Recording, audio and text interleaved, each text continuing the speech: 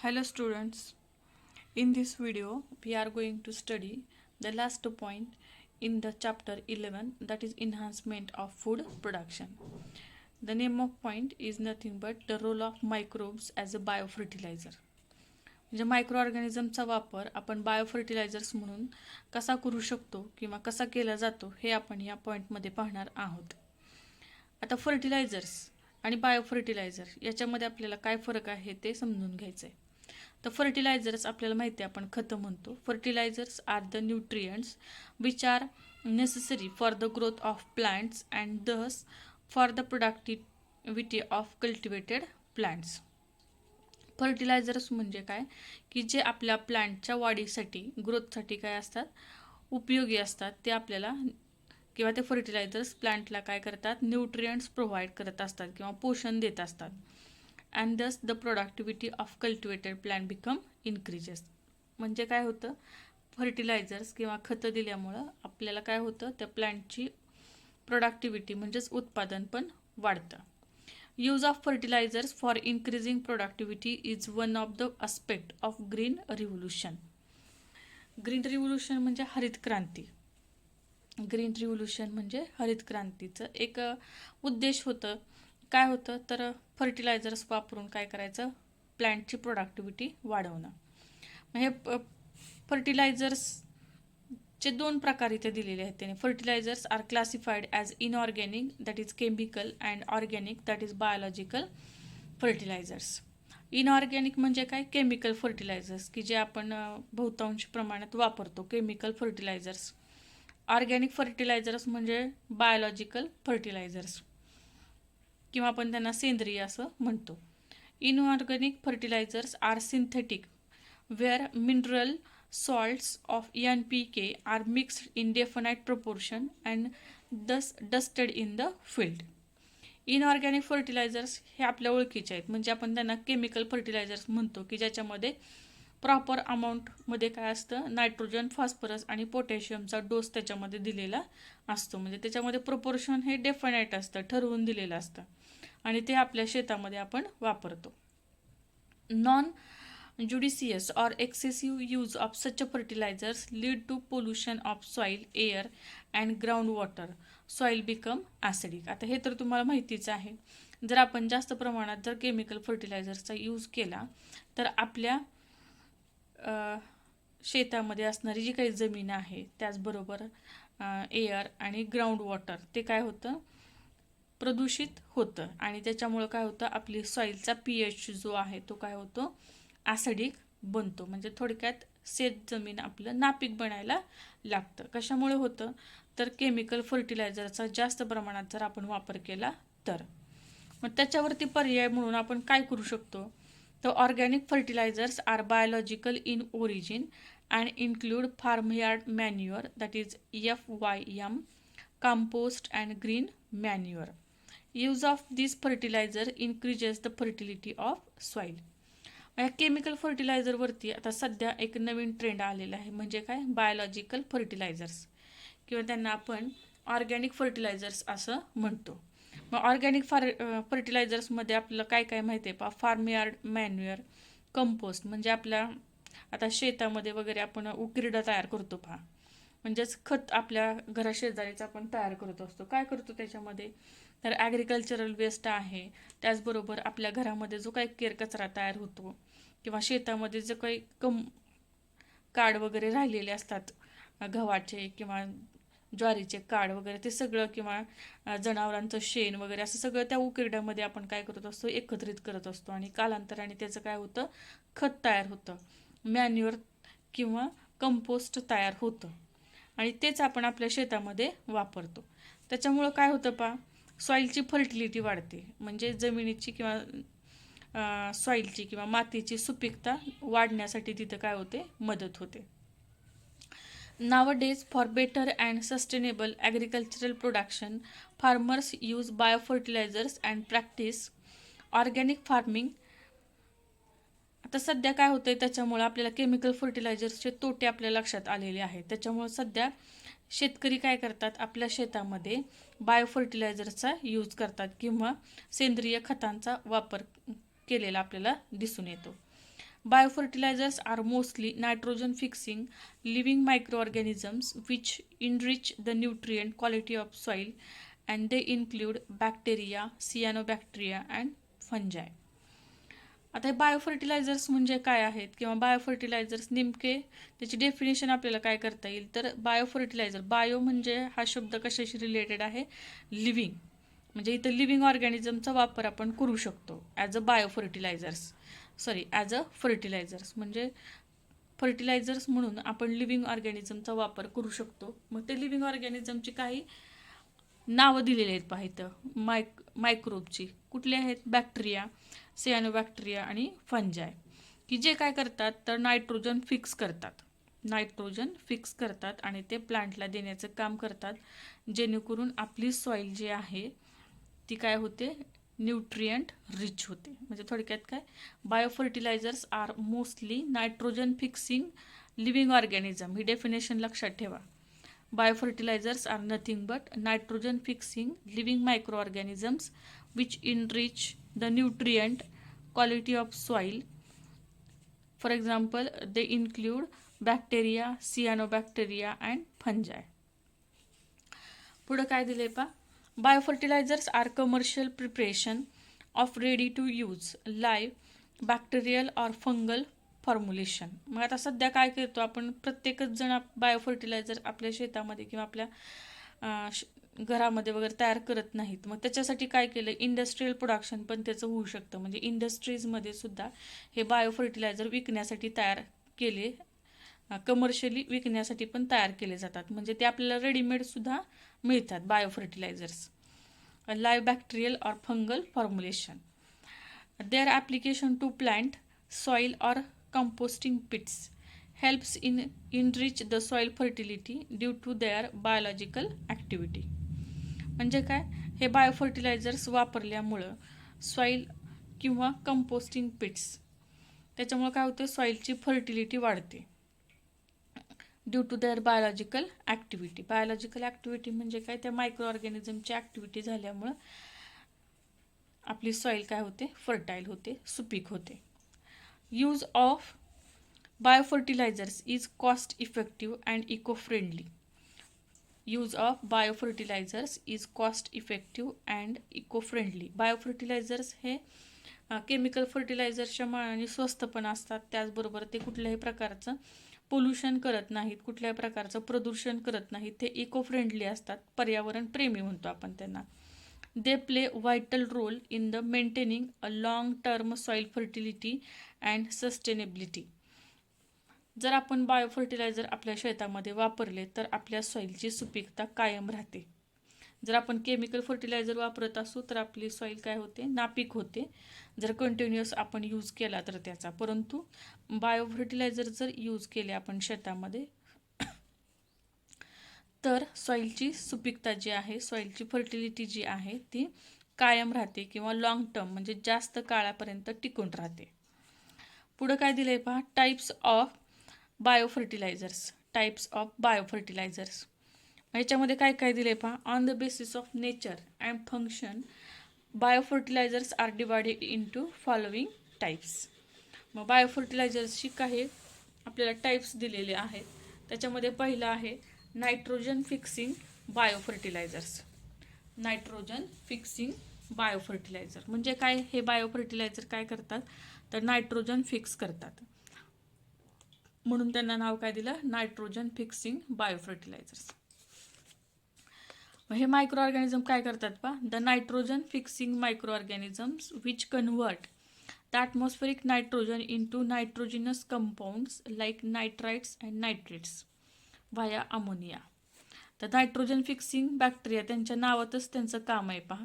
आणि ते काय करतात, ॲटमॉस्फेरिक, हे आपल्याला माहिती असेल पहा, प्लांट जे असतात ते ॲटमॉस्फिअरमध्ये असणारा जो काही नायट्रोजन आहे तो डायरेक्ट यूज करत नाहीत, त्यांच्या वाढीसाठी ते डायरेक्ट यूज करत नाहीत, तर त्याचं अगोदर कन्व्हर्जन व्हावं लागतं. कशामध्ये, तर नायट्रेट्स आणि नायट्राइट्समध्ये.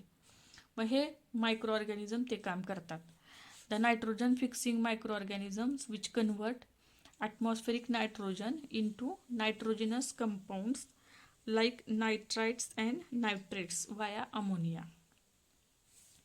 दिस nitrogen fixing micro organisms are called diazotrophs. हे लक्षात ठेवा.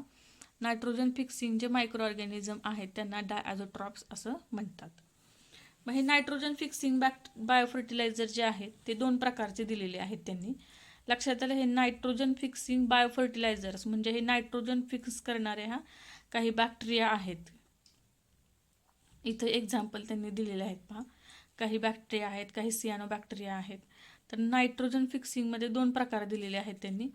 एक symbiotic nitrogen fixing micro organism आणि दुसरं आहे नॉन सिम्बायोटिक. सिम्बायोटिक आणि नॉन सिम्बायोटिक. आता हे काय बघूया आपण. Symbiotic nitrogen fixing micro organism म्हणजे काय. तर सिम्बायोटिकचा अर्थ असा होतो की याच्यामध्ये 2 ऑर्गॅनिझम्स एकत्र असतात. 2 ऑर्गॅनिझम्स एकत्र असतात. 2 ऑर्गॅनिझम एकत्र राहून ते काय करत असतात, एकमेकाला मदत करतात वाढीसाठी. म्हणजे एक ऑर्गॅनिझम काय करत असेल, आता फॉर ह्याचं बेस्ट एक्झाम्पल म्हणजे आपल्याला जर ओळखीचं एक्झाम्पल म्हटलं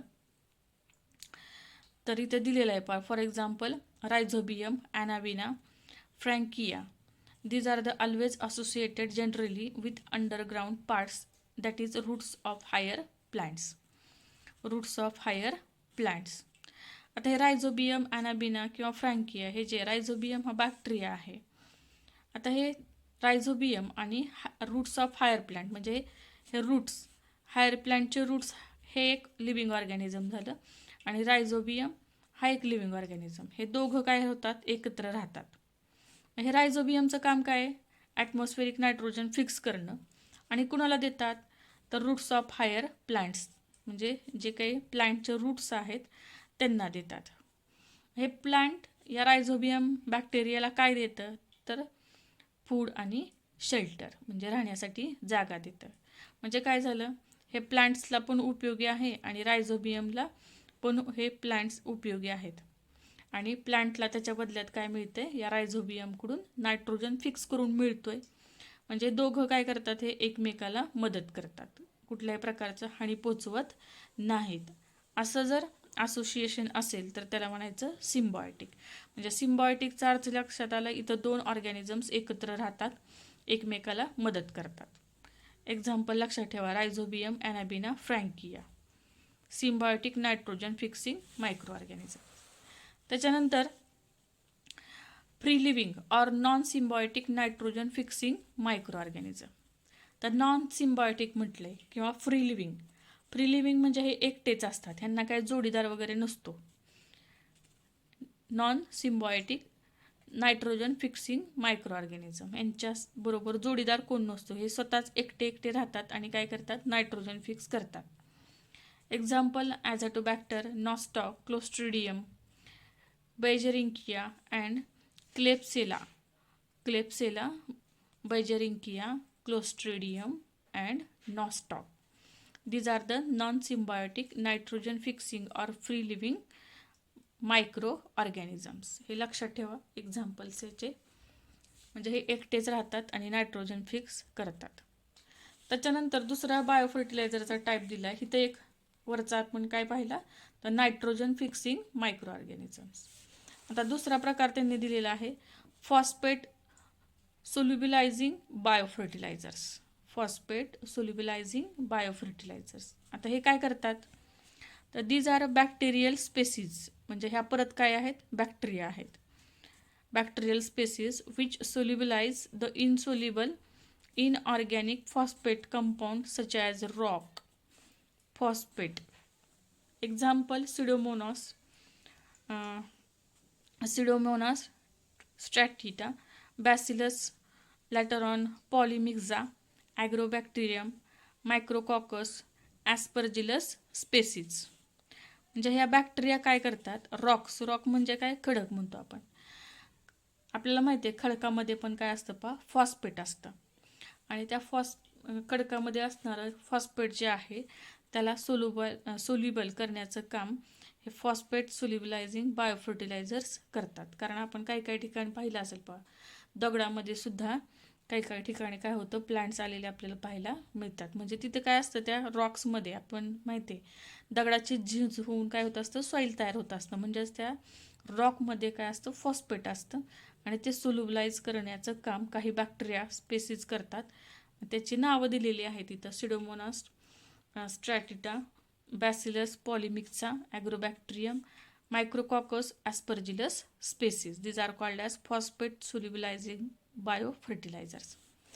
त्याच्यानंतर पुढचा टाईप आहे कंपोस्ट मेकिंग बायोफर्टिलायझर. कंपोस्ट म्हणजे आपल्याला माहिती आहे खत, सेंद्रिय खत म्हणतो आपण त्याला, compost making biofertilizers. Composting is natural process that turns organic material into dark rich substance called as compost or humus. आता ह्युमस किंवा कंपोस्ट सेंद्रिय खत म्हणतो आपण, तर तुम्ही ते पाहिलं असेल. ह्युमस डार्क ब्राऊन कलरचं असतं पहा, which is rich in very nutrients. Dark कलरचं असतं ते, ब्राऊन कलरचं, आणि ते रवाळ असतं पहा. तर कंपोस्टच्या थोड्या प्रमाणात पुढची स्टेज म्हणूया आपण, की ज्याच्यामध्ये ऑर्गॅनिक मटेरियल हे पूर्ण काय झालेलं आहे, डिकम्पोज झालेलं आहे आणि त्याच्यापासून एक डार्क रिच कलरचं सबस्टन्स तयार होतं. त्याला म्हणायचं कंपोस्ट किंवा ह्युमस.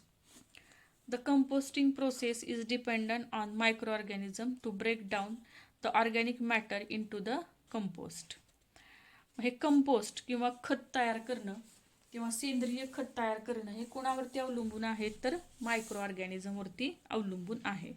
मी मागाशी तुम्हाला उदाहरण सांगितलं, आपण घराशेजारी किंवा बहुतांशी शेतामध्ये आपण एक उकिरडा करत असतो आणि तिथे काय करतो आपण, आपल्या घरगुती कचरा असेल किंवा शेतामध्ये जे काही काड वगैरे निघतं किंवा जनावरांचं जे काही शेण वगैरे आहे ते सगळं आपण त्या उकिरड्यामध्ये टाकत असतो आणि तिथं काय होतं, मग खत कालांतराने काय होतं, खत तयार होतं की ज्याला आपण कंपोस्ट असं म्हणतो. हे कुणावरती अवलंबून असतं, तर त्या मायक्रो ऑर्गॅनिझमवरती अवलंबून असतं. There are many types of micro organisms found in the active compost such as bacteria, fungi, actinobacteria, protozoa and rotifers. हे कंपोस्ट तयार करण्यासाठी ह्या काही मायक्रो ऑर्गॅनिझमचा उपयोग केला जातो. त्याच्यानंतर पुढचा आहे cyanobacteria as a biofertilizer. Cyanobacteria as a biofertilizers. तर सियानोबॅक्टेरिया म्हणजे काय, it is also called as BGA, blue green algae. याला आपण एक दुसरं नाव दिलं आहे, ब्ल्यू ग्रीन अल्गी. इथं काय दिलंय पहा, many cyanobacteria are aquatic and terrestrial, free living or symbiotic, aerobic, photosynthetic, nitrogen fixing, heterocyst or non-heterocyst forms. आता हे खूप मोठं वाक्य आहे पहा. आता आपण एक एक ह्याचा अर्थ समजावून घेऊया. Many cyanobacteria are aquatic. Aquatic म्हणजे काही सियानोबॅक्टेरिया कसे असतात, ॲक्वॅटिक असतात, पाण्यामध्ये सापडतात, तर काही टेरेस्ट्रियल असतात, जमिनीवरती पण आपल्याला पाहायला मिळतात. काही सियानोबॅक्टेरिया ह्या फ्री लिव्हिंग असतात, एकट्या एकट्या राहतात, तर काही सिम्बायोटिक असतात. सिम्बायोटिक म्हणजे दुसऱ्याच्या बरोबर राहतात, म्हणजे एकमेकाच्या मदतीनं राहतात, सहजीवी, सहचार्य म्हणतो आपण त्याला, symbiotic. Aerobic, they require the oxygen for their development, त्याला काय म्हणतो आपण, एरोबिक. त्याच्यानंतर photosynthetic that means they prepare their own food material by using sunlight. Nitrogen fixing, nitrogen fix करणारे आहेत. हेट्रोशियस और नॉन हेट्रोसिस्ट फॉर्म्स. आता हेट्रोसिस्ट नॉन हेट्रोसिस्ट म्हणजे काय, तर एक्झाम्पल तिथं दिलंय पहा त्यांनी, ॲनाबिना दिले, त्याच्यानंतर Nostoc, Plectonema, Oscillatoria, Anabaena, Nostoc double झालं इथं, Nostoc and Tolypothrix are associated with, नाही डबल नाही झालेली इथं, काय त्यांनी दुसरी माहिती दिलेली आहे. तर सियानोबॅक्टेरियाची माहिती तिथं दिलेली आहे पहा. तर सियानोबॅक्टेरिया म्हणजे काय, तर ब्ल्यू ग्रीन अल्गी आपण त्याला म्हणतो. तर त्याच्यामध्ये सियानोबॅक्टेरियाचा जर आपण नॉस्टॉकचा फिलामेंट जर काढला तर आपल्याला असं काढता येईल. हे व्हेजिटेटिव्ह सेल्स आहेत नॉस्टॉकच्या. त्याच्यानंतर एक स्पेशल सेल असते त्याच्यामध्ये, नॉस्टॉकच्या फिलामेंटमध्ये हेट्रोसिस्ट नावाची एक सेल असते, हेट्रोसिस्ट. असा एक काढला आहे हा नॉस्टॉकचा फिलामेंट. त्याच्या भोवताली असं म्युसिलेजिनस शीत असतं, चिकट द्रव असतो आपण असं म्हणूया, म्युसिलेजिनस शीत. आणि हे हेट्रोसिस्ट स्पेशल शेल असते सियानोबॅक्टेरियामध्ये. तर हिला स्पेशल का म्हणायचं हेट्रोसिस्टला, तर याच्यामध्ये नायट्रोजन फिक्सिंग एन्झाईम असतं, नायट्रोजिनेज. याच्यामध्ये काय असतं, स्पेशल एन्झाईम असतं नायट्रोजन फिक्स करण्यासाठी, दॅट इज नायट्रोजिनेज. याच्या सहाय्याने ते सियानोबॅक्टेरिया काय करत असतात, नायट्रोजन फिक्स करतात. हा नॉस्टॉकचा फिलामेंट दाखवला आपण. नॉस्टॉक. त्याच्यानंतर काय दिले पहा, Nostoc and Tolypothrix are the associated with lichens while Anabaena is associated with plants like Azolla and Cycas. आता इथं परत काय दिलंय पहा, Nostoc and Tolypothrix are associated with lichens. तर लायकेन्स आपल्या ओळखीचं म्हणजे दगडफूल तुम्ही ऐकलं असेल, लायकेन, की ज्याच्यामध्ये 2 ऑर्गॅनिझम्स असतात. मी सांगितलं मगाशीच, लायकेनमध्ये 2 ऑर्गॅनिझम्स असतात. आता इथे एक्झाम्पल एक काय दिले, नॉस्टॉक आणि टॉलिपोथ्रिक्स असोसिएटेड विथ लायकेन्स. लायकेनमध्ये 2 ऑर्गॅनिझम असतात, मग त्याच्यातलं एक हा नॉस्टॉक असेल आणि दुसरा एक ऑर्गॅनिझम्स असतो म्हणजे फंगस. समजा ही नॉस्टॉक, सियानोबॅक्टेरिया, ब्ल्यू ग्रीन अल्गी ही एक असेल, तर त्याच्या जोडीला कोण असणार आहे, फंगस असणार आहे. आणि तयार काय होतं मग, lichens. While Anabaena is associated with plants like Azolla and cycas.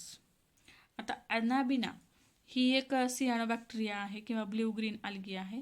ती कुठं सापडते आपल्याला, तर ॲझोला हे ॲक्वाटिक फर्न आहे, टेरोडोफायटिक प्लांट आहे ॲझोला. आणि सायकस तर तुमच्या ओळखीचं आहे, सायकस जिम्नोस्पर्मिक प्लांट आहे. सायकसच्या रूट्सवरती आपल्याला हे सियानोबॅक्टेरिया आपल्याला पाहायला मिळतात. म्हणजे थोडक्यात काय, हे सियानोबॅक्टेरिया ॲज अ बायोफर्टिलायझर किंवा सियानोबॅक्टेरिया किंवा ब्ल्यू ग्रीन अल्गी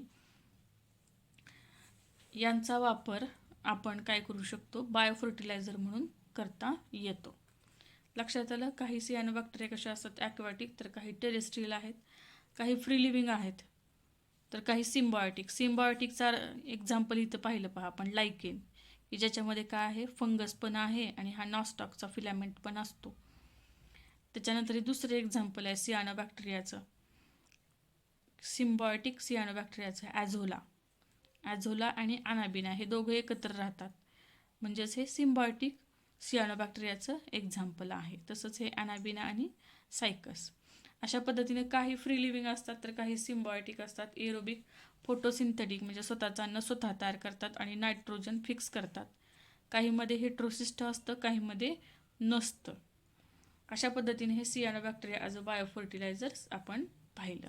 राहिलेला भाग जो आहे तो आपण पुढच्या व्हिडिओमध्ये पाहणार आहे. थँक्यू.